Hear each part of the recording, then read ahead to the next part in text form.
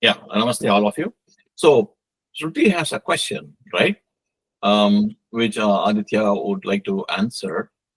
Um, are our behavior, actions, and reactions predicated by how we are raised by our parents? What is the impact of that? Is the question. Go ahead, Aditya. Thank you, sir. Thank you, Shruti. Wonderful question. So here is the thing. If you are mango fruit, even if I put you in the middle of guava, you will not become guava. It is you are mango and you will remain mango. So this is something which Paddy sir was talking about in terms of samskara. So samskara, what those are? We talk about it, but we don't know the philosophical significance. So samskara comes from two words. One is called sam and the other one is skar. So some means well, complete, perfect, whatever you want to, and skar is to form, to shape, or to refine. So something which is well formed, refined, or conditioned, this is called samskara. And samskaras are mental form impression. So there are three stages. One is the formation, second is the storage, and third is the activation.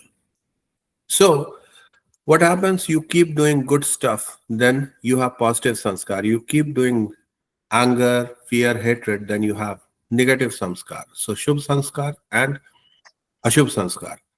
Now these sanskars are nothing but coloring of your thoughts, right? That is how it is explained even in Yoga Sutra. Paddy sir will probably be able to explain better. So what is coloring of chitta and why do we call samskar as coloring of chitta?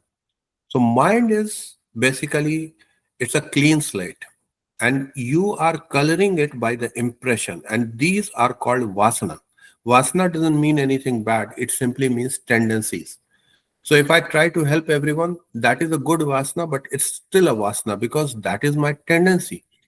So imagine the mind as a clear lake. Okay. Samskars are like dyes or ripples in the water.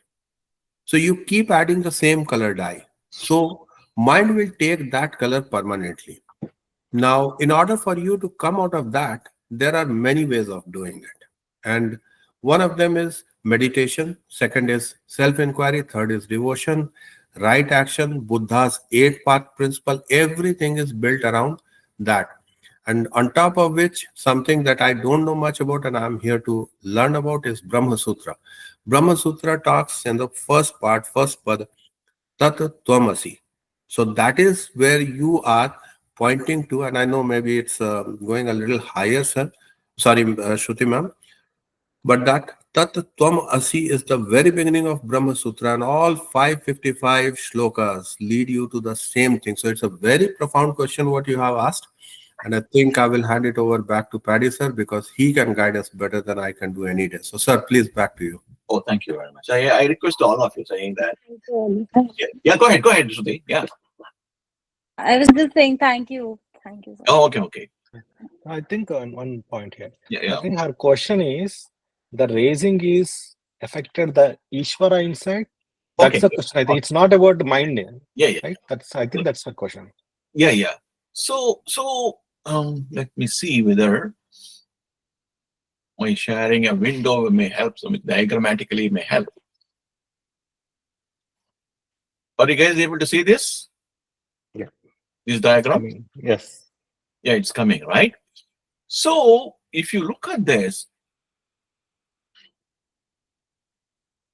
yeah, if you look at this, oh yeah, you see, uh, some of you probably are joining now. This was discussed multiple times. This is the structure of the human mind. I mean, human psyche, right? Inner core, which I was talking about, is called the Purusha principle, which is merely witnessing things like I was talking about, right? Then you have Prakriti or nature principle, which drives, cogitates everything else. Then you have Buddhi, then you have Ahankara, you've got the mind, then you've got 5 physical senses, then you've got Karmendriyas, which help you to move around. And there is what is called a Tanmatras, 5 of them, which I would call it as a post-processor, which is going to probably take the same situation and present it differently for different people. Why? Because each person has got different vasanas or tendencies. from the birth onwards. Why are they having different vasanas at birth? Because whatever they accumulated in the previous janams, births. Each one of us have different way of react to the same situation, likes, dislikes. So it keeps on accumulating. And as we occupy different bodies, it goes along. That is a theory. That is why you find the same thing. If you take Karela, many people don't like it because it's bitter. I love it, for example. I mean, any day I eat for a whole day, I eat Karela. Why? Vegetable is same. The juice are same. All our respective nerve buds are same, right? Whatever nerve endings we have in the tongue is the same. No difference. But something, as since many of us here are in the software game, we know that some subroutine is different for different people, which picks up the same signal from the APIs and interpret it differently. This is why you find for the same parents with multiple children, each one of them have different ideas of life and different pursuits, likes, dislikes, etc. Does it mean the raising by parents has no effect at all? I wouldn't say that. Definitely, when you're suddenly born, you have no idea what the world is. So only parents, what they tell you is the world. So from that point of view, initially few years, potentially, you are driven by what your parents tell you. But since you're a young lady and you're a very young kid, you can see, right, how your son, who is almost a baby now, in between baby to child state, in 2-3 years from now, he will start thinking very differently, independently. He will not accept whatever today, whatever you say, implicitly they will follow. He'll follow. 3-4 years he will not. Why? You don't change. Your husband doesn't change. But still, why the child is changing? Because the internal psyche of the child is developing. Internal psyche is already dormant, nothing new.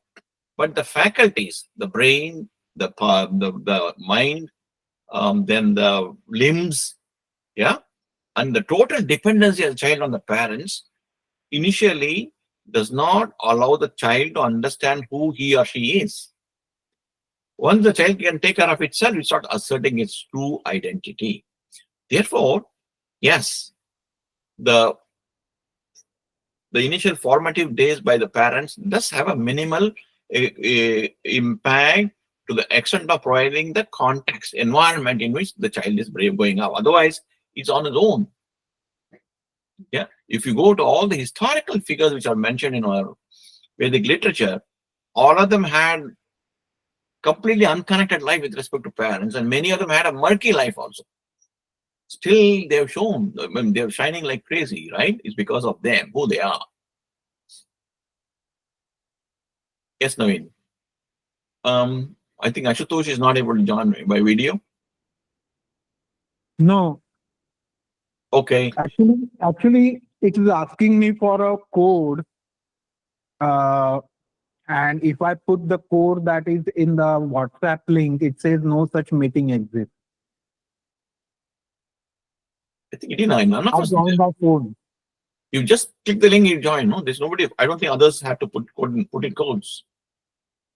When I click on that https meetgoogle.com that link, it asks me for a code.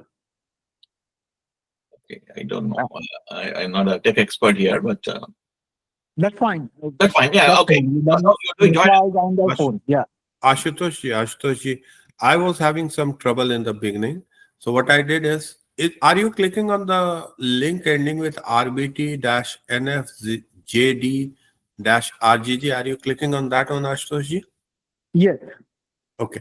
So if it's still asking you, I would say that, okay, close it and come back and click the link again. It should allow you in. I did the same thing. I was having trouble also. Acha, okay, because means I did that 2-3 times. Okay, I will try again. Okay. Thank you. Sorry about the disturbance. Yeah. No. That is so. These things happen all the time. So I don't know whether you're able to see the screen clearly. So this potentially is possibly an answer to some question which Aditya asked last time, right? There are so many things from the book point of view. You have so many things to study, right? You have various 4 Vedas are there, then 18 Puranas are there, then 6 darshanas or 6 viewpoints of what they say, what Vedas say are there, interpretation of Vedas are there. Then non-Vedic also, you have Buddhism. Aditya mentioned Buddhism also now. Charvaka system, totally almost atheistic system is there. So many different systems are there. So therefore, they have maybe 10,000 or 20,000 books to read. Do we want to read all of it? Can we even read all of it is the question, right? Why I'm presenting to you is that for 2 reasons. One is, why would any one of us in the conversation like Buddhism, like for example, or somebody here in the group would love Dvaita Vedanta, not Advaita Vedanta, or why somebody believe that forget about it, we have one shot, one body, one time we are born, do whatever you can. That's Charvaka's ideology. Why? Well, first of all, why should everybody have different approach, understanding of what is the universe, what is the relation which we have with the universe, and why should they pick and choose? These are all driven by vasanas. So in today's world, we have access to everything because on internet and social media, and we see so many Swamijis and so many scholars talking, etc. You get confused, frankly, because of that. Yes, Aditya. Sir, sorry to stop you in the middle. I see under Agama, you have Vaishnava 215, Shaiva 28, Shakta as 77. So are these the number of commentaries on Agama, or are these books, or what are these, sir? Oh, yeah. I mean, this is I picked up from somewhere. It could be wrong also. They're trying to say there are how many are there established. I'm sure there are much more, But what is popular in our scholars' world, they always take standard books to comment and argue about. It could be because that number. Okay, sir, I will request you if I could get a copy of this. This is very well consolidated, extremely versatile. I don't know how much effort you put in making this up, but it is something that should be in my collection. I think I should probably share it with people who are seeking knowledge about Hinduism. Sure. In fact, I shared this in the initial with the group. I'll share it again. Thank you. However, it took me several years to come to this diagram. I mean, I get that. I mean, this is not an easy task. How do I? Because this is one question which we always felt that there is no structure. We all know. As an engineers, we like structure. Why is it there is no structure? Another thing I noticed in the last 20, 30, 40 years is that every scholar begins a book and teaches a book, which I am not very comfortable. Book is an instrument. That is not the objective of an exercise. So I thought I will create a structure so that I can talk about it this way. The understanding being in this slide where I mentioned, where I mentioned, as a Purusha, it does not matter how many books are there or not. It does not matter because it continues to be a witness. And this is the sloka we studied with last time also, saying that Nivritti Buddhi Avasthane Dhuri Bhutanya Darshanaha Upalabhya Manatmanam Chakshuse Varka Mad Atma Drikil. We have to transcend this intellectual conditioning, is what we told in that sloka. What is the intellectual condition? This guy is the intellectual condition. Which guy? Okay, I will go back and forth in this slides. Multiple diagrams I got. Yeah. This is the guy. Actually, this is the what happened?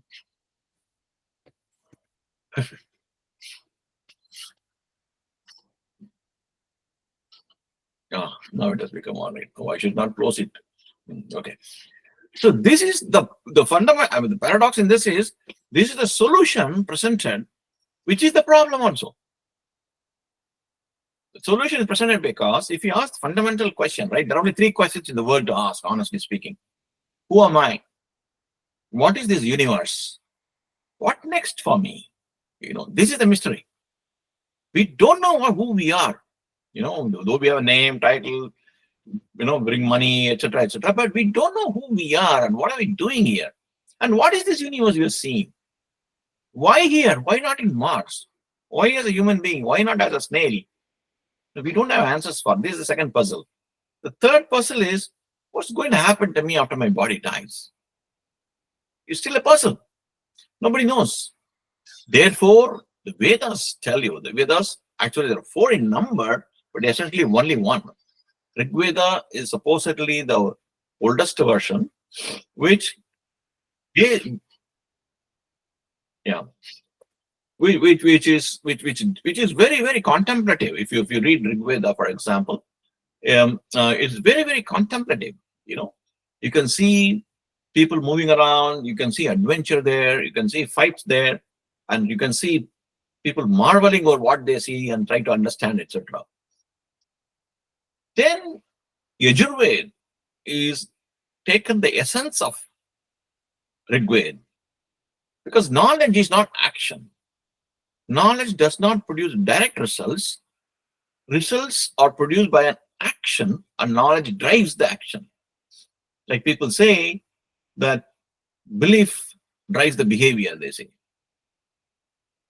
Therefore, all that is fine. I'm sorry, scholars, Vedic scholars may get angry if I say this, but for the sake of our understanding, I'm saying the question is, all that is fine. The conceptual thinking, admiring is all that is fine. Aditya, Mitra, Varna, all that. What I'm supposed to do next with that knowledge, right? So they try to take the essence of Rig Veda and connect it with actions, different types of routine actions, mundane actions, which you do day-to-day life, being born, growing up, educated, getting education, marrying, producing children, conquering places, raising wealth, and all stuff. These are actions we do, normal civil actions. And then we do a lot of other ritualistic action. For what? For cleaning the mind. Why should the mind be cleaned? If the hypothesis of Rig Veda is each one of us, depending on your outlook, we can have a slightly different variation, but essentially, every one of us is an image of Ishvara, a reflection of Ishvara, part of Ishvara, a devotee of Ishvara, whichever way you want to characterize. Why am I not realizing it? And where is Ishvara? Right? So this question has to be answered. The answer is, the Ishvara is inside you. Then the next question, why am I not able to see the Ishvara? Because you have a thick layer of muck in the internal eye. You have a thick layer of muck. All the, vasanas, tendencies, gunas, likes, dislikes, bias, anger, or whatnot, as a thick layer, it covers it up. That is the one which needs to be cleaned. And therefore, if you perform these actions, these muck will go away. You can realize the Ishvara in you, is the answer. Then human mind is very funny. It's not satisfied with one. It's always one choice.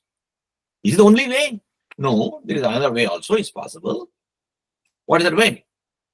You can use devotional singing as a means of cleaning up your mind. So that became some of it. The same thing told in a very musical way. Still, you're not happy.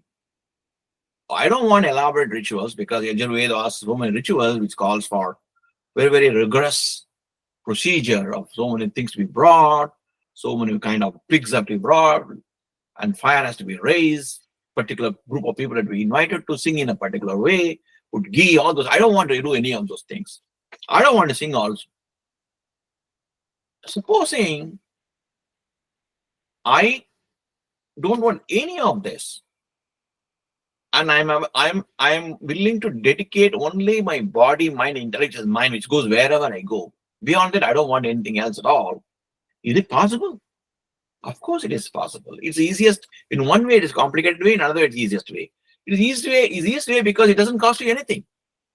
You don't have to procure even one blade of grass from outside. Only you are required. That is yoga. Ashtanga yoga is a method which helps you using your own body, your own mind, your own intellect to clean the muck on the mind. So likewise, it kept on growing, as you can see very well. As the different people ask different ways, it start evolving. You can see all these branches in the diagram. There are people who say, I don't even accept the concept called Ishvara. Why Ishvara is necessary at all? Is there a way? Yeah, of course. There is a way. Buddhism, Jainism, Charvaka system, etc. They do not. In fact, even a Vedic system called Purva Mimamsa, which is focused only on rituals, for them, Ishvara is not required. They say action is the only necessity, and action will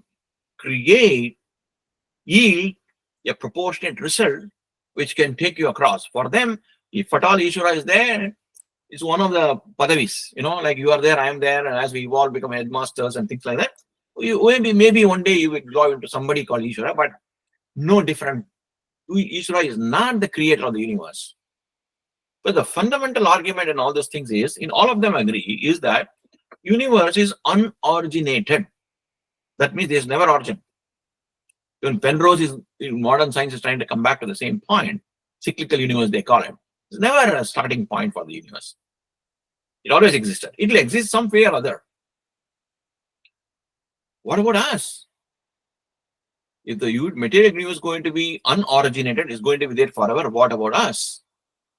The Veda answers, the real us, as long as you understand the real us is not this body which you have, the real us is not the mind which you have, the real us is not the senses which you have, the real is not the energy which you have, the real us is not the intellect which you have. There's something core of the core, where I showed the Purusha principle in the model. That is unoriginated too. The Jiva is there forever. It is like two parallel lines meeting. The universe is there forever. Jiva is there forever. If Jiva is there forever, on the one hand, it's pretty exciting because honestly, we never die. We just never die. Like changing the shirt, I'm changing the body. So I never die. That on the one hand, it's pretty exciting. On the other hand, it's quite depressing too. Oh my God, I'm so miserable in this life. If I'm never going to die, I'm going to be miserable forever? Then the answer is no. There is a way of ending this misery portion of your existence. How? Then again, Vedas gives a lot of answers, and various darshanas give a lot of answers. So this diagram alone may take me several hours to teach. But right now, I'll stop with this. It can be overwhelming also, so I don't want to go beyond this. Just to briefly say, there are only three questions which will confuse anybody anywhere in the world. You don't have to be a Hindu or Muslim or anybody. Anybody will worry these three questions. Who am I? What is this universe? What's going to happen to me after I die? So this complex structure of knowledge set developed over thousands of years back, over thousands of years effort, answers these questions. Not only answers these questions, provide you multiple paths on how you can get to this point of understand who really are, how to be blissful forever. Okay, Naveen, I don't know whether this long answer answers your question, short question. Yeah. Okay, we'll now take this opportunity, now that Shruti is here or Sutosh is here, both of you can introduce yourself.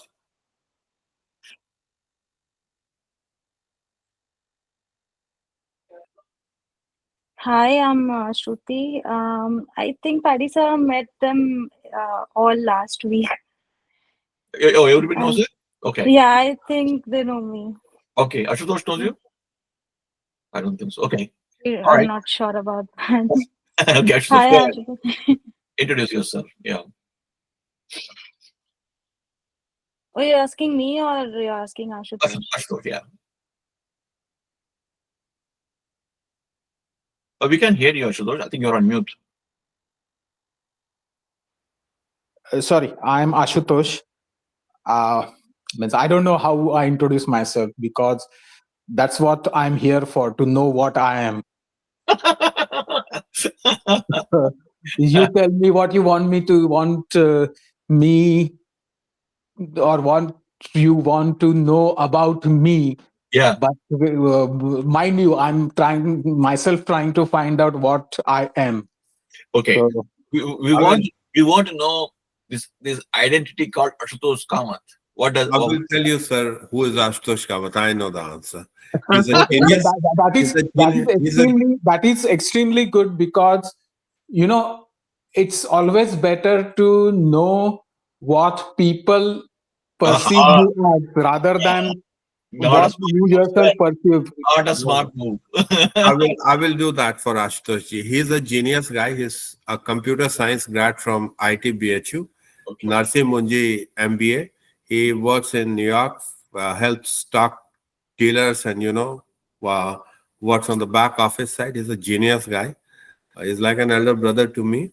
A very wonderful individual, and he lives very close by. He's on the border of Edison and Piscataway.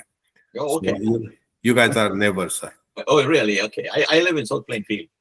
Oh, is it? Okay. I was there just a few minutes back. Okay. Good. Shruti, I don't know much about you. If you could please, sorry, I'm asking. Yeah.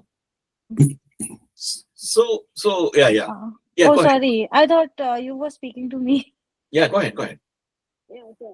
Hi, I'm Shruti. I live close to Paddy sir, in the same community, and I have a 3-year-old kid.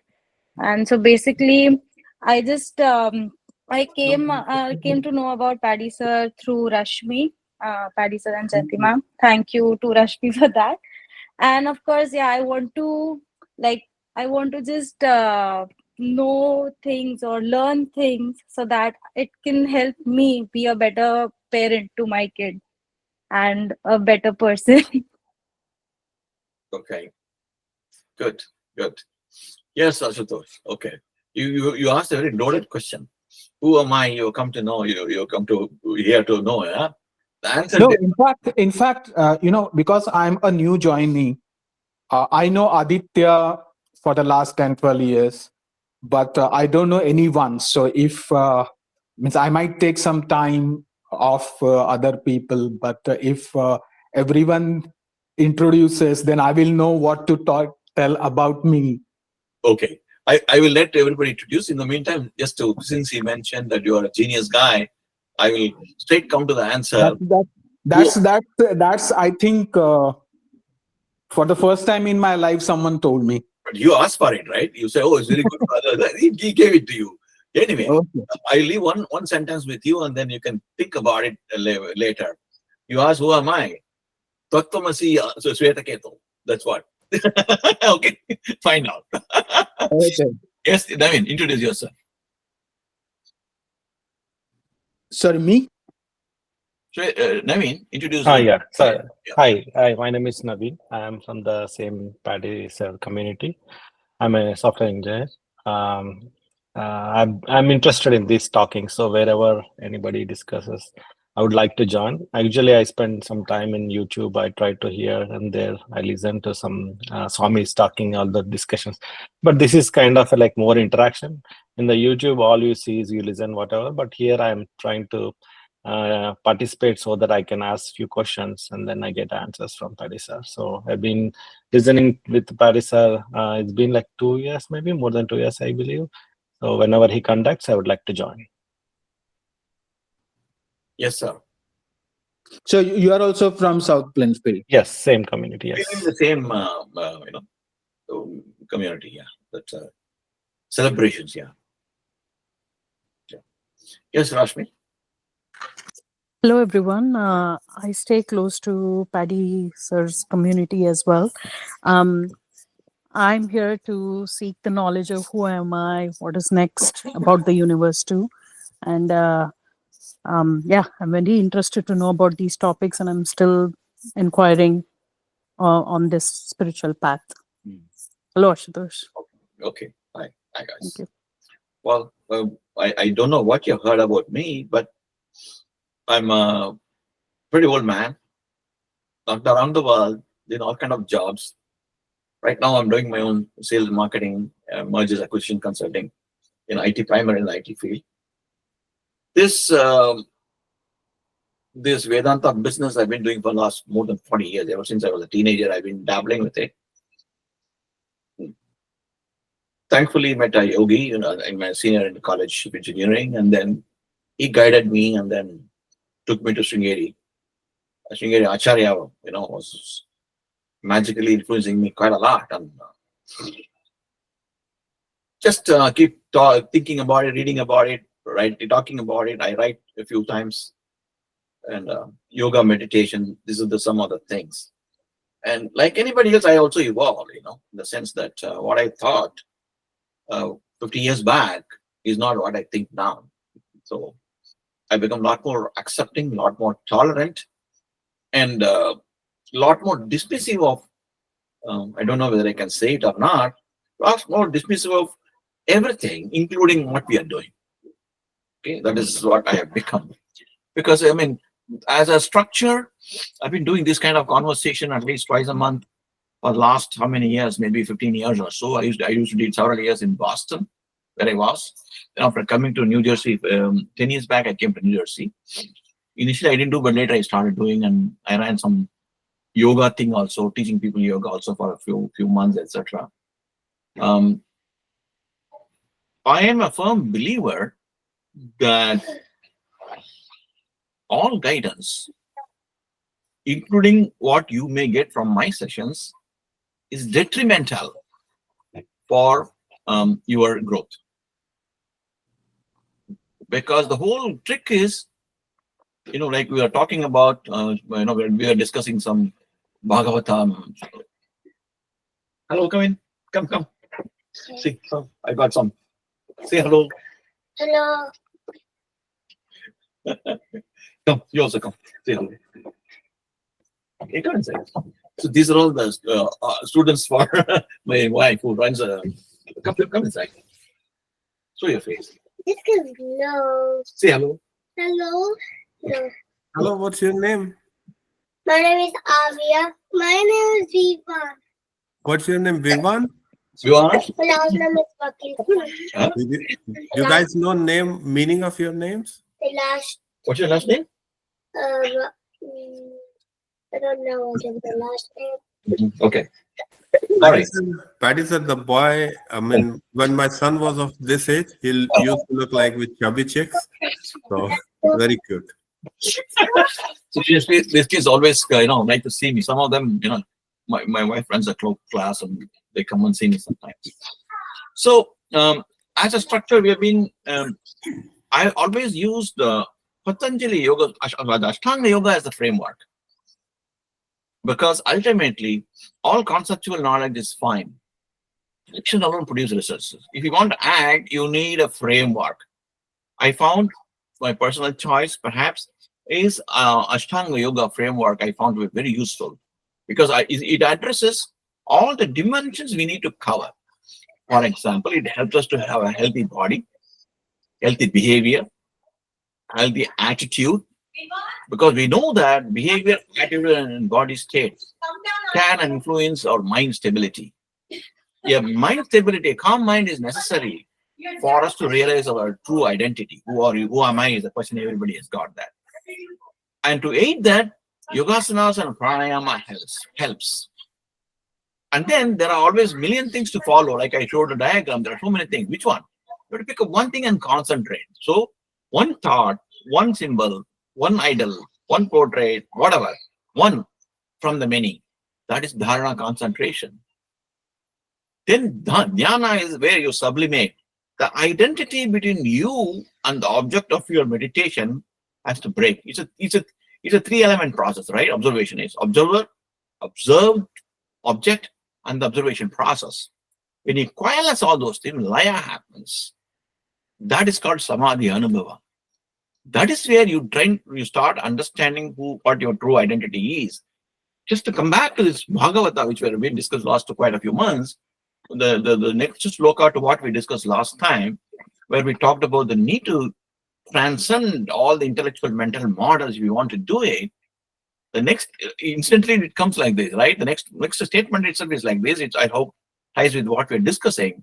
Muktalingam sudhavasam asati pratipadyate sato bandhum achakchu sarvan yustam advayam. Yeah. Then it says, more important, next one is more important, that is, yatha jalasta abasaha salaste avridishyate swavasena tatha suryo jalastena divistitaha. For example, what this means is, supposing you see, yes, you go out, there's a sun, there's a small little puddle of water, a pond of water, and there's a houses around it. You can see the reflection of the sun on the wall. From the reflection of the sun on the wall, reflected by the pond, you know that there is a sun in the pond also. The same logic, if you see a sun in the pond, you know there is a sun out there. That's why you're saying the reflection. So if you examine your mind, intellect, external world, your interaction, etc., you know there is something inside you which is eliminating, observing, and helping you to grasp with all those things. Therefore, the same logic would tell you there's something else, some other principle, which is going to eliminate the eliminator in you, which is eliminating the external world. That is the process. In this process, yes. Sorry, Patty, sir. I have a question here. You gave an example of a sun and pond. So, what I perceive Sri Hari or Param Purush as is that there is only one. And just like Surya Narayana, there is only one Hari. We all have Hari in our Chitta. But it is not that there are separate Haris. So, it is one Hari whose reflection is in everybody's Chitta, including 6 people on this call. And somebody who is like in Middle East who doesn't even know who Sri Hari is there in his Chitta too. He just doesn't know that, right? So the same thing is about awareness. When we talk about awareness, you had mentioned like in the very beginning that there could be many universes, multiverses. So now in that context, I don't know why I'm inclined to think that we are mere projections in 3 dimensions or 4 dimensions, like if I take the time also. I am not inclined to believe that we have a separate entity, meaning if you connect it back, I'm not even talking in terms of Vishishta Advaita. I'm saying it's all Advaita. Forget about Dvaitavad. I'm rejecting that. That's my argument. My question is that, is it kind of a, recursive Buddhist question that who am I? When it comes like, okay, 10 questions cannot be answered. I mean, is that kind of concept? That these are 10 questions Buddha said, and Shruti and others, if you don't know, you may want to Google up 10 questions that Buddha mentioned. Or if we get chance, I will read it out for you at the end of this conversation. So my question to you, Paddy sir, is when I think like that, we are just mere projection in this 4 dimension. Is it incorrect, and why? Okay, it is neither correct or incorrect. It is a matter of perception. Why do I say that is this? Again, go back to what the sloka we studied last time, right? In Bhagavatam. Nivritti buddhi avasthane. Buddhi avastha has to be nivritti, means that is what we have to sublimate. The buddhi will think several different ways. Because somebody comes out and posits a model of multiverse for a reason, not just for fun. There is an observation that person has made.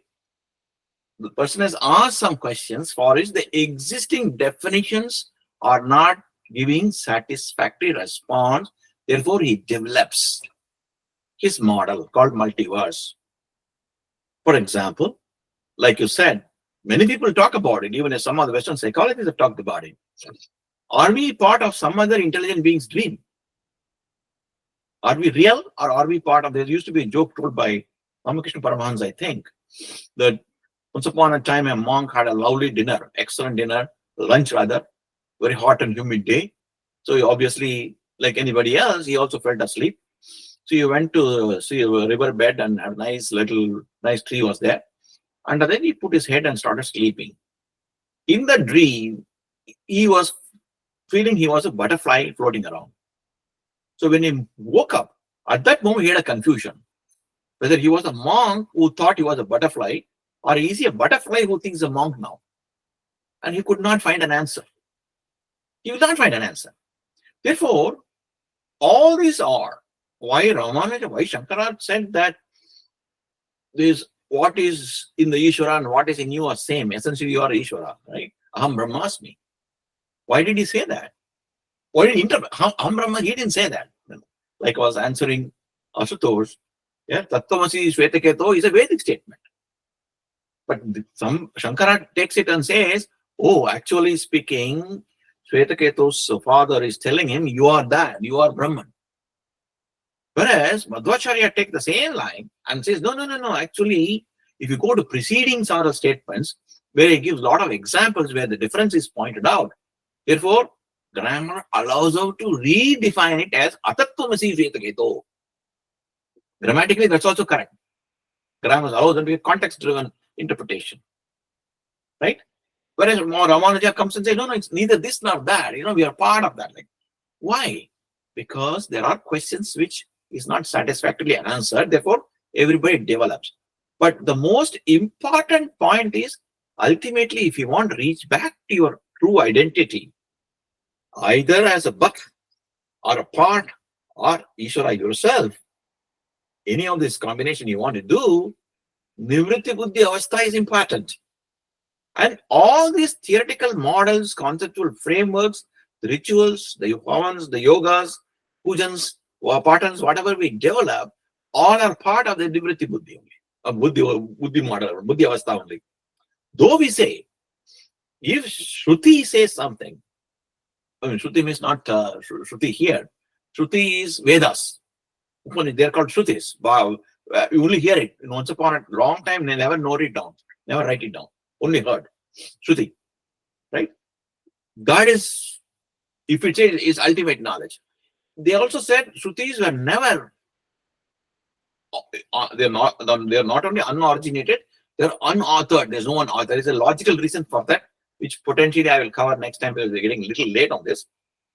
Therefore, they said that no, we cannot treat, people like Madhvacharya, Ramanuja would like to say, no, you cannot treat Vedas and Upanishads and Bhagavad Gita and Brahma Sutra as a Buddhi Avastha, and therefore we have to Nivritti, we have to get out. They won't accept that. Whereas Shankara would say, no, everything is. Whether, even if you agree that Vedas are the breath of Ishvara and therefore it is absolute Satya, even then, as long as you maintain your identity different from Vedas, different from Ishvara, you're going to be bound. Because ultimate Ekameva Advitiyam, when that stage comes, only one, there's nothing else. Nothing else, even Ishvara is included, even Vedas are included. Only consciousness prevails. That is Shankara's hypothesis, argument. But all these things, you go to Shakta, I'm sure they'll come out with their own theory, etc. There are many theories. What is important is to understand, you pick a particular thing because preponderance of your tendencies when you're born, vasanas of birth drive you. The parents may guide you this way or that way, but we all know very well. We were children once upon a time. We forgot all that now, but we see our children do that. As they move towards teenage, they no longer listen to us. They no longer believe what we believe in. They want to experiment something else. It becomes extremely difficult, rather, to the sanskar definition what Aditya gave, to impose the sanskar. It's not possible because their tendency, inborn tendency, the environment the parents gave, and what they are seeing today around the world. All three things will shape their mind. They will follow what they want to follow. Yes, Shruti. Adi, so you said that, okay, so with the concept of Aham Brahmasmi, the God you have inside you is the same God I have inside me, right? So then why was the society consolidated in 4 classes? why were the Brahmins superior and why were the Shudras treated bad? Even though, um, and okay, if I say that, okay, the Shudras maybe they could not read and write at that time, but the Brahmins read, so they knew what the Shastra said. So why didn't they see the god in the Shudra or the Kshatriya or the Okay. Vaishya? This is a very good question. This requires an elaborate answer. Please raise it next time in the beginning itself. Yeah. Okay. But as a fundamental basic answer, the notion that the four classes means somebody is superior to others is wrong. That is a very wrong notion. The four type characteristic classification is what psychologists today tell. I'll share a diagram next week. Even psychology comes back and says there are only four types, basic types of human beings are there, to be split further down into 16. Therefore, people approach to define what they saw empirically to characterize in these four different things. There's no superior or inferior. It is a preponderance, right? Why should I be spending 40, 50 years of my life doing this, whereas my cousin may not do that? Why Naveen is doing this, his cousins may not be doing that. Why? We all belong to the same family types, right? Why? There is a reason in what is driving Naveen or what is driving me. Therefore, it differentiates. A difference is not the basis for discrimination. And why people start discriminating will come later. That's a social context. From Vedantic context, that's not the point. Yeah. So who created this classification? Means I understand you are saying that there is no superior and there is no inferior. I understand that. But then who created this classification? Sir, can I answer? Sure, go ahead. Sir, can you please share your PPT, the one that you were showing about like what are the parts of Sanatana? The big one where I asked you a question about Agama. And perhaps like I'm joining for the first time, so No, everyone. Anytime. This is called Anadi. Therefore, anytime you can join, anytime you can leave, it will not change. Let's say. Right.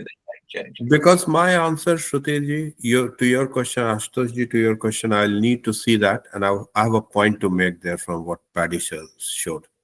So if you will see, this is a huge, humongous thing that you are looking in here.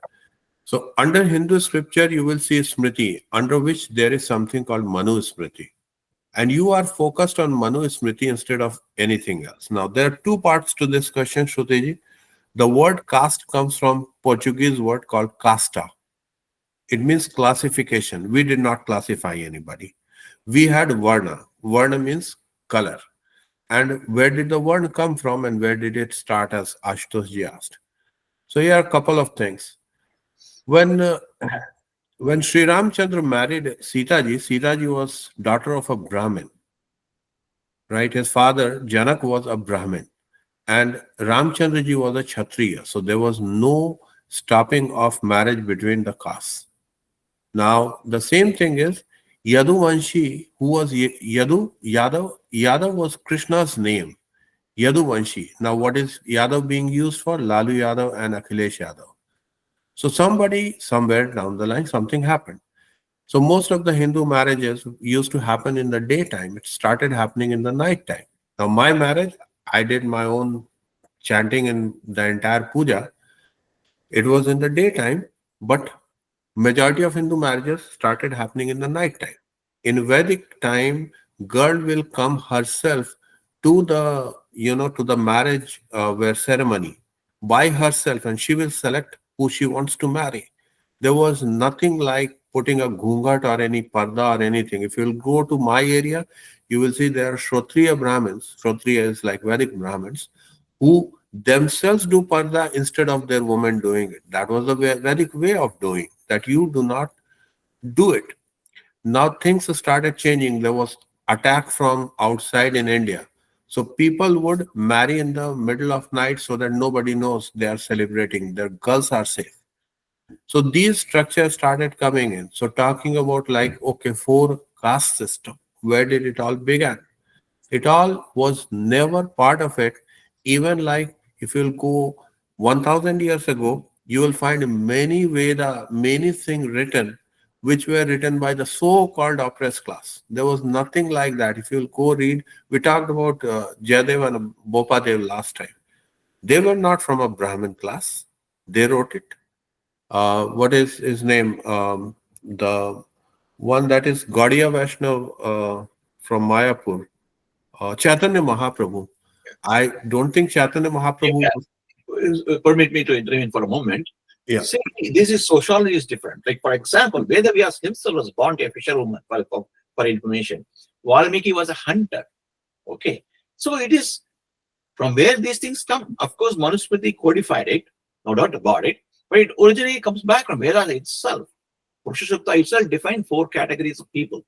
It does not say high or low, but the way the slokas people have misinterpreted, and that's a different conversation. But if your essential question and your Asutosha's essential point is that why should there be a differentiation? No differentiation is allowed. No Differences are real. Differentiation is not right. In fact, we covered in Bhagavata itself in some time back, I think, where they clearly Vishnu says that if you do not see Ishvara in yourself and the same Ishvara in every being, right, I throw you out. And if you do not respect everybody the same way because you see Ishvara everywhere, if you don't do it, all the puja part you do, all the havan you do, I treat it as a burnt ash. Going to pilgrimage, temples, all these things meaningless. I reject all of it. One more thing I will point out, Paddy sir, there. Thank you for that one, correcting me there. When a Hindu dies, his body is taken to cremation ground. You know who leads that entire thing? It has to be a dome by profession. A Brahmin that cannot lead, he is not given that authority. So it is everyone has a role. If Durga Puja Pratima is made, like during Durga Puja, that mitti has to come from a prostitute's house in Calcutta or any place. It has to come from that area. So you cannot say that, okay, something is an outcast in Hindus. No, everyone has a role, as Paddy sir said. Nobody is up, nobody is down. I mean, everyone has a role in the society, and all these classes can intermix, right? In the interest of it, my intervene is clearing, sir. Now, this is what I would suggest. What's probably troubling you or Ashutosh or anyone who are asking this question is, have not people used it to the advantage and oppressed others? Yes, they have. So what the choice we have in front of us? Choice in front of us is, can you correct everybody in the universe? You cannot. What you can do is, are you treating everybody same? If each one of us start thinking that, forget about whatever others say, whatever others do, it's whatever happened, I'm going to treat everybody the same. I'm not going to ask anybody what religion you are from, what caste. As long as I don't do that, that's all is required. Because until everybody starts acting individually, there's a lot of action, but no result. Even the politicians who talk so much about this oppressive caste systems feel candidates based on caste equation only. So this conversation never takes you anywhere. That's why we have to be very clear. Again, I have to go back to this buddhi avastha nivritti is important. This is part of the buddhi avastha. Right? Taking an idea and using to your own advantage or oppress somebody else is a buddhi avastha problem. So we have to get out of that. Any amount of lecturing, talking will not help. And also understand, Adhyatma, what we are doing is called Adhyatma. In Adhyatma is a journey of loneliness in a way. Others do not count, others do not exist. You and your Ishvara are the only two people. Nobody else exists. What others do, don't do is not the point of concern. What is concern to you is, have I oppressed others in my life for whatever reason? Today you're talking about the caste system. Tomorrow you may think, this religion is bad. I won't talk to anybody like that. Or day after tomorrow, rich people, poor people, right? Townhouse, apartment. I mean, there are several different ways we differentiate people, right? Are we able to get out of all those things is the question. Am I being a better person than what I was last year? The only point. That is Dharma. What others do, let Ishvara take care of them. And why some people feel this way, that way? The sun, like he was pointing out, I think he was pointing out that sun gets reflected on a bowl of water, on a dirty water ditch, or a river, calm river, or a turbulent river. Sun is the same. But the reflections will change depending upon the nature of the water on which it is reflected. If it's a turbulent water, you don't even see the reflection of the sun. It does not mean sun does not exist. Or if there's a cloud in between, clear water, you cannot see the sun. It does not mean sun does not exist. Therefore, these are all the conditioning factors. The cloud, the type of water, purity of water, running water, muddled water, etc. These are all the conditioner. From the mind point of view, the negative qualities which we carry, behavioral attitude negatives which we carry, are the ones which need to be cleansed. That is why the entire exercise. The beginning of all this exercise is fundamentally asking these questions, right? Who am I? What is the universe? What next to me? And then start hearing. Shravana. Ask this person, ask that person, listen to that guy, agree with that guy. Shravana, manana. Take it to the heart, not just putting, in the ear, putting in the mind. But think about it. You have the freedom to say, I agree with it, I don't agree with it, right? He mentioned Brahma Sutra. The very first statement is Atato Brahma Jignasa. Therefore, the inquiry, it gives you the authority. Vedic authority is there to question everything, ask everything, disagree. You don't agree. What you don't agree, drop. Have that courage to drop, then move forward. That is important. Shravana, Mana, Nidityas. When you do this, mind becomes ready. Then attitude and behavior has to be prepared so that your mind becomes purer. That's why you have Yama, Niyama. The 8 steps, which probably we'll talk again next week, 7 o'clock already. That's why I like this Ashtanga Yoga framework, because it addresses not just one aspect of human psyche, but every aspect. The health of the body is taken care, mind is taken care, attitude is addressed, behavior is addressed, a technique to calm the mind is given. And what happens? And explaining that in great detail is the Patanjali Yoga Sutra, as well as what we are studying in this Bhagavata, where the Kapila Muni discusses with his mother, Devahuti, teaches her how to use this Ashtanga Yoga. In Bhagavata, being Vishnu-oriented, a bhakti is given, bhakti-driven approach is given. Whereas in Patanjali Muni, says that forget about everything else. For Ishvara is a concept for him. Ishvara, logical concept. If, as an intelligent human beings, if you are able to do all those things, there has to be logically another intelligent being which can transcend the negatives which we face, which is not with an infinite number of good things, infinite number of capable, etc. There has to be logical an entity. After defining logic, it leaves it there. Forget about it. Let's not depend any further of it. What Ishvara is less important. What is more important is, what are you and how are you going to get into the Ishvara is far more important. That's why my Guru Chandrasekhara Bharati in Sringeri used to say, don't quarrel about how God is, etc. Whether Vishnu or Shiva, same, different. Forget about all those things, right? We are not even ready to see the feet of the Shiva or Vishnu. When we get ready to see the face, then we can decide. And he said jokingly, when you start seeing the face, you find there's no difference. By the way, there's no difference between Shiva, Vishnu, or yourself also. That's Advaita. So, there is an evolution path we take by preparing our. It is like this. Somehow we wake up when you're born, you're here. You didn't choose to be here. You were driven to be here because of your action, but you don't know that. So you think, I didn't choose to be here. I'm here. What shall I do to get out of this problem? Because we do realize, we do recognize, even at young age, old age, we recognize, notwithstanding we all got qualified, high degrees, masters, etc., PhDs, brilliant, somebody called genius, we work for biggest company in the world, we make maximum amount of money, biggest house we have, 6,000, 10,000 square feet, and we own an island, all that is there. Still, we are unhappy. Why? Bill Gates is Elon Musk, the richest man in the world, is unhappy that his child desired to convert the gender. So he's very unhappy. So happiness is not 100% predicated on wealth, fame, name, etc. It is internal. That's what we are trying to reach.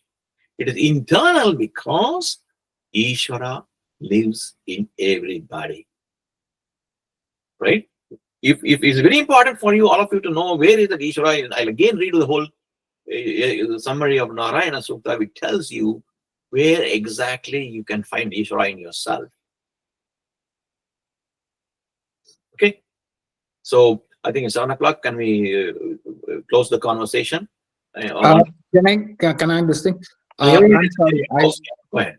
I'm sorry. I should have, like, then I had I just had an unexpected guest, and he was waiting and listening to whatever was going on, and he wants to ask a question. Perhaps he might join, if you all allow, he might join next time also. But he had Anybody is welcome. Whatever you want. Yeah, hi, I'm Ratnakar. Namaskaram. Yeah. Nice meeting you all. So I just came to Ashutosh, we are friends, and just to pick up something, and I was hearing this conversation. Very nice to see you all are interested in talking about, because very few continue in this path, and it's very rare actually. Thank you. Thank you. Anybody is free to join. If you're interested, you can send me, ask him to send your WhatsApp ID. I'll add you. Yeah, sure. No compulsion. Okay. Or anybody, any other comment before we close the conversation? Yeah, go ahead. So you are saying your guru is Chandrasekhar. So it is, you are referring to Mahaperiyava? No, that is Kanchipuram. I am talking about Sringeri. Sringeri. Okay, Yeah. okay. So that's your lineage. Mahaperiyava is Chandrasekharendra Saraswati. Okay. What I'm talking about, Chandrasekhara Bharati in Sringeri. Bharati. Okay, okay. So you are in that lineage. Correct. Not lineage. I just happened to, my senior in the college took me there. I am born in a Vaishnava Madhva family, Dvaiti family. Okay. By birth. Yeah. Nice. Very nice. Thank you.